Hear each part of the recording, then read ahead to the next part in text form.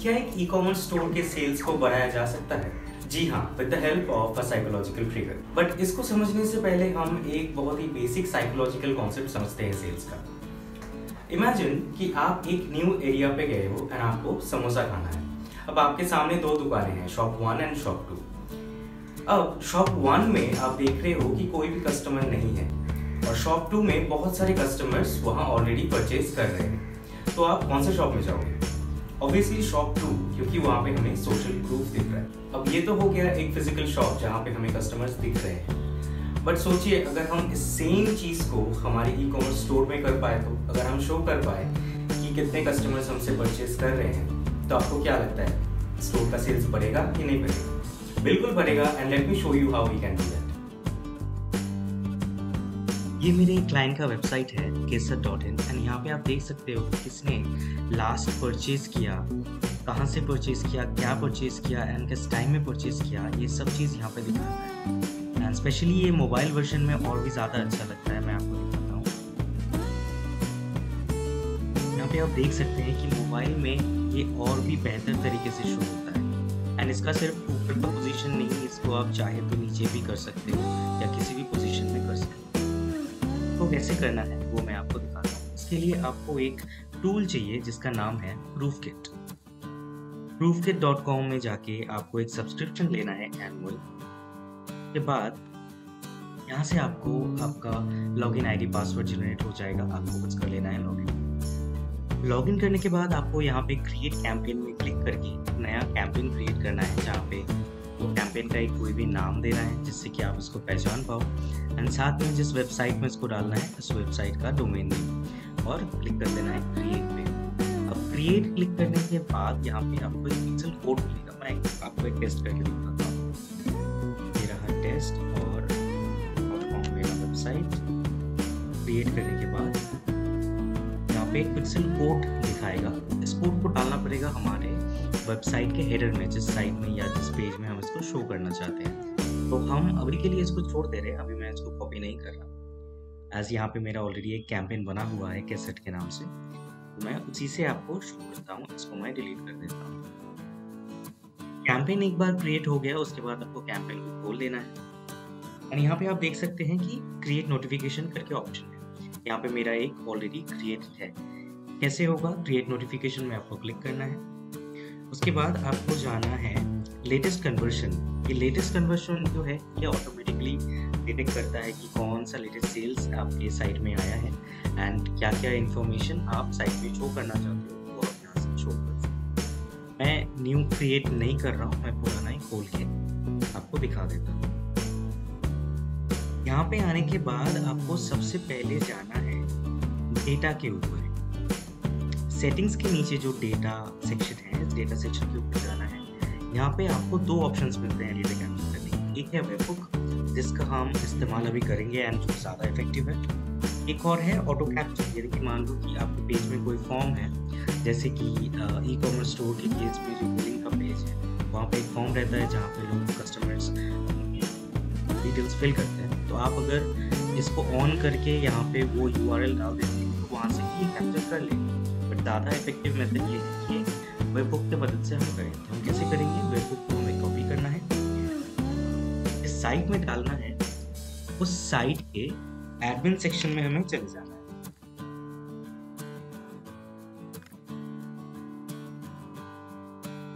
अब चाहे आपका साइट WooCommerce में बना हो या Shopify में बना हो या किसी भी लीडिंग ई कॉमर्स प्लेटफॉर्म के ऊपर आपका साइट बना हुआ हो, वेबहुक का ऑप्शन आपको मिल जाएगा। आपको जाना है WooCommerce में, सेटिंग्स में। Shopify के केस में भी आपको Shopify के सेटिंग्स के अंदर मिल जाएगा। अभी यहाँ से हमें जाना है एडवांस सेटिंग्स।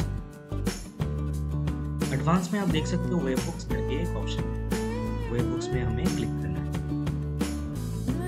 यहाँ पे आप देख सकते हैं कि ऑलरेडी मेरा एक वेबहुक क्रिएटेड है, बट मैं आपको एक क्रिएट करके दिखाता हूँ कि कैसे क्रिएट होता है।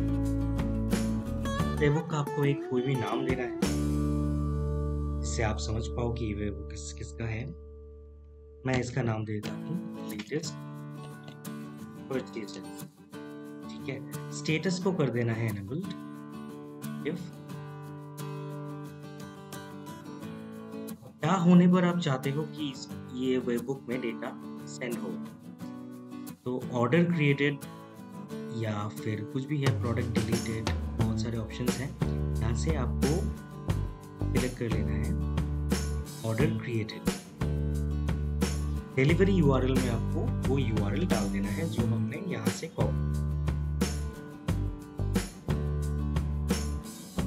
के लिए कोई यहाँ पे जो सीक्रेट सेक्शन है ये सब आपको डालने का जरूरत नहीं है, ये भी चेंज करने का कोई जरूरत नहीं है, बस सेव कर देना है। That is done. उसके बाद जो परचेजेस आएंगे उसके जितने भी डेटा है वो ऊपर वाले सेक्शन के डेटा में आपका स्टोर होता जाएगा। पर रिमेंबर कि आपको ये नोटिफिकेशन ऑन कर देना है, ये पहले से ऑफ रहता है, इसको ऑन कर देना है एंड सेव चेंजेस कर देना है। सेव चेंजेस करने के बाद जितने भी सेल्स आएंगे सारे डेटा यहाँ पे आते जाएंगे। अब यहाँ पे आप एक चीज़ देखिए, इसको अगर मैं क्लिक करता हूँ, ये लेटेस्ट जो आया है उसका है। यहाँ पे आप कस्टमर का नाम लिख सकते हैं। नाम का एक वेरिएबल है, देखिए बिलिंग फर्स्ट नेम।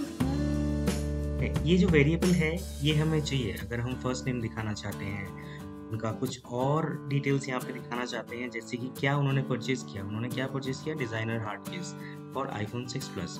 का भी एक वेरिएबल है, वो है item name, line underscore item dot name. ये जो चीज़ है ये हमें कॉपी करके लेना है। क्यों कॉपी करके लेना है? क्योंकि यहाँ पे एक बार डेटा आ गया उसके बाद हमें फिर से चले जाना है सेटिंग्स में,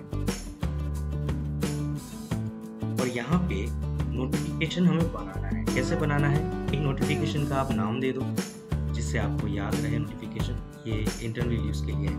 उसके बाद देखिए ये जो सेक्शन है हम बना रहे हैं कैसे। बिलिंग फर्स्ट नेम एक वेरिएबल है, वेरिएबल को हमेशा सेकंड ब्रैकेट के अंदर डालना है। उसके बाद बिलिंग लास्ट नेम भी मैंने यहाँ पे ले लिया, उसके बाद मैंने लिखा फ्रॉम, उसके बाद डाल दिया बिलिंग सिटी।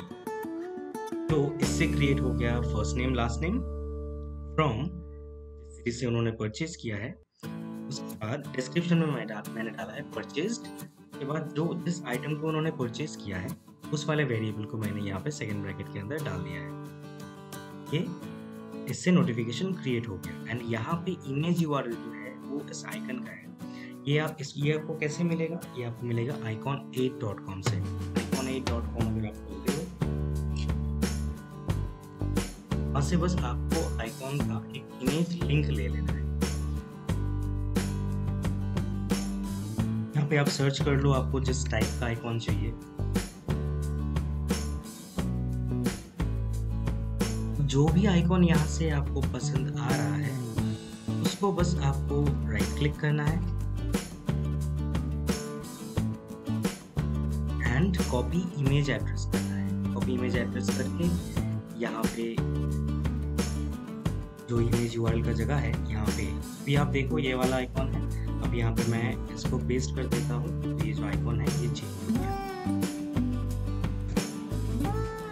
फिर उसके बाद आपको क्या करना है, यहाँ पे कुछ सेटिंग्स करना है। How many conversions to show. हमने अभी लास्ट 5 सेल्स दिखाने के लिए यहाँ पे इंस्ट्रक्शंस दिया है। आप यहाँ पे चाहो तो 10, 15, 16, 100 जितने मर्जी आप डाल सकते हो। यहाँ पे डिले मतलब एक नोटिफिकेशन कार्ड के बाद दूसरा नोटिफिकेशन कार्ड कितने टाइम के बाद आए। यहाँ पे टाइम सेकंड्स में है तो 10 सेकंड्स मैंने यहाँ पे डाल के रखना है। ये करने के बाद आपको क्लिक करना है अपडेट। उसके बाद आते हैं कि ट्रिगर कहाँ पे है। आप ऑल पेज में ट्रिगर करना चाहते हो या किसी स्पेसिफिक पेज में ट्रिगर करना चाहते हो। ये स्पेसिफिकली मैंने जो टेक्निक से किया है, यहाँ पे तो ट्रिगर ऑन ऑल पेजेस किया हुआ है, बट जो पिक्सल कोड है वो सिर्फ होम पेज पे डाला है ताकि जब लोग परचेज करें उसके बीच में कुछ ना आए नोटिफिकेशन। जब होम पेज पे आए तब ये आए। डिस्प्ले ट्रिगर 2 सेकेंड्स का डिले है, यानी कि साइट लोड होने के 2 सेकेंड के बाद ये जो नोटिफिकेशन कार्ड है वो शो होना स्टार्ट। फ्रीक्वेंसी क्या है? ऑल द टाइम, यानी कि हर टाइम शो। ये आप अपने हिसाब से कस्टमाइज कर सकते हो। आप चाहो तो फोन के लिए ऑफ कर सकते हो, आप चाहो तो लैपटॉप या डेस्कटॉप साइट का जो वर्जन है उसके लिए भी इसको ऑन कर सकते हो। उसके बाद आते हैं डिस्प्ले में। डिस्प्ले ड्यूरेशन मतलब क्या कि एक कार्ड कितना टाइम तक शो हो, वो यहाँ पे 5 सेकंड दिया हुआ है। डिस्प्ले का पोजीशन क्या है? Top centre. इसके अलावा भी बहुत सारे पोजीशंस हैं। एज ये टॉप सेंटर सिलेक्टेड है इसलिए हमारा ऊपर में आ रहा था। क्लोज बटन आपको डिस्प्ले करना है कि नहीं करना है आप कर सकते हो। एंड ब्रांडिंग आप डिस्प्ले करना चाहते हो कि नहीं चाहते हो वो भी आप कस्टमाइज में जाके आप इसको पूरा डिज़ाइन कर सकते हो, इसका कलर, आर्ट का कलर, जो डिस्क्रिप्शन है उसका कलर, हेडिंग जो है उसका कलर, सब कुछ यहाँ पे आप चेंज कर सकते हो, शेप चेंज कर सकते हो, रेड राउंडेड जो आपको चाहिए यहाँ से आप शैडो अगर आप इसमें शो करना चाहते हो, यहाँ पे आप देखो एक थोड़ा सा एक शैडो है, तो ये सब इफेक्ट आप यहाँ से करके एनिमेशन का एंट्रेंस और एग्जिट का जो एनिमेशन जो आप चाहते हो कुछ ऑप्शन अवेलेबल है, यहाँ से आप करके अपडेट कर सकते हो।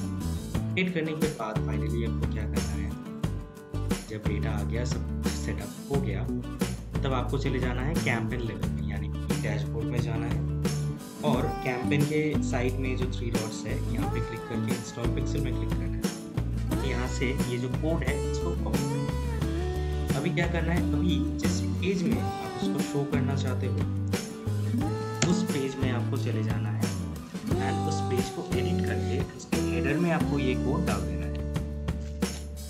अगर आप चाहते हो कि ये सारे पेज में दिखे तो आप सारे पेजेस के हेडर में ये डाल सकते हो। ये आप खुद भी कर सकते हो अगर आपको थोड़ा बहुत नॉलेज है वेबसाइट बिल्डिंग का, या फिर कोई भी डेवलपर आपका जो वेब डिज़ाइन आपको करके वो कर दे। मैं आपको शो करता हूँ कि कैसे यहाँ पे हेडर में डाला गया है। एज ये पेज एलिमेंटोर से बनाया गया है, तो मैं एडिट विद एलिमेंटोर करके मैं यहाँ पे आपको दिखाता हूँ कि कैसे हेडर में ये कोड डाला गया है।